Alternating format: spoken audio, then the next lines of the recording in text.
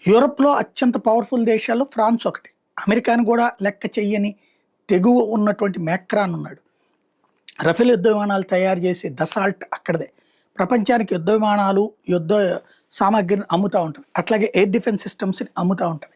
అట్లాంటి ఫ్రాన్స్‌లోకి అకస్మాత్తుగా కొన్ని అన్‌నోన్ డ్రోన్స్ చొచ్చుకొచ్చినాయి. అంటే వాళ్ళ ఎయిర్ డిఫెన్స్‌ని ఛేదించి వచ్చినాయి. అది ఇప్పుడు ఫ్రాన్స్‌ని షాక్‌కు గురి చేస్తుంది. ఎందుకు జరిగింది అన్నటువంటి దాని మీద ఇప్పుడు దర్యాప్తు చేస్తున్నారు. ఎవరు చేశారు అన్నటువంటి దాని మీద కూడా.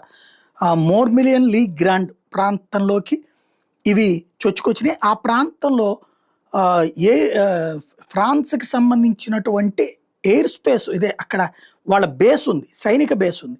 ఆ ఏరియాలోకొచ్చినాయి. దాంతో ఇప్పుడు సంచలనం సృష్టిస్తోంది. ఈ విషయాన్ని రేడియో ఫ్రాన్స్ ఇంటర్నేషనల్ కూడా ధృవీకరించింది. దాంట్లో వార్తగా కూడా వచ్చేటప్పటికి పబ్లిక్‌కి తెలిసింది. గుర్తు తెలియని డ్రోన్స్ వచ్చేటప్పటికి ఫ్రాన్స్ గగనతలంలోకి ప్రవేశించినాయి. ఫ్రాన్స్‌కి సంబంధించిన మిలిటరీ సైట్స్ మీదన తిరిగినాయి అన్నటువంటిది ఈ వారాంతంలో జరిగినాయి అన్నటువంటి చర్చ నడుస్తోంది.